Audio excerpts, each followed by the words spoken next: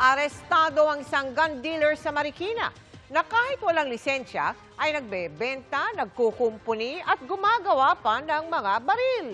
Nakatutok si Chino Gaston. Mga sniper rifle, carbine, automatic pistols, bala, silencer at sari-saring parte ng mga hindi lisensyadong mga baril. Ilan nang yan sa nakumpiska ng PNP CIDG nang pasukin sa bisa ng isang search warrant ang opisina ng isang gun dealer sa Marikina. Sa kabuuan, 26 na long firearms, 27 short firearms, mga makina at tools sa paggawa at pagkumpuni ng baril ang nakuha ng mga pulis. Inaresto ang hindi pinangalan ng suspect na wala umanong lisensya para magbenta, mangumpuni o magmanufacture ng mga baril. Sangkot din daw ito sa pagbenta ng mga piyesa ng baril at pag-alok ng gunsmithing services online.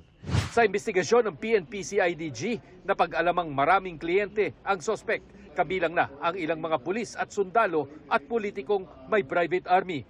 Bahagi daw ang operasyon ng PNP para tiyaking ligtas at payapa ang parating na barangay at SK elections. Among his customers are high-profile gun enthusiasts, politicians with alleged private armies, and some uniformed personnel from the police and military.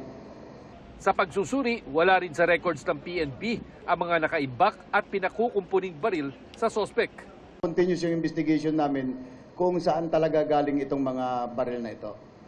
Na-inquest na ang sospek at nasampahan na ng kasong paglabag sa Comprehensive Firearms and Ammunition Regulation Act. Para sa GMA Integrated News, Chino Gaston, nakatutok, 24 oras. Mga kapuso, kasama nyo kami 24 oras. Mag-subscribe sa GMA Integrated News sa YouTube. Sa mga kapuso abroad, bisitahin ang GMA Pinoy TV at www.gmanews.tv.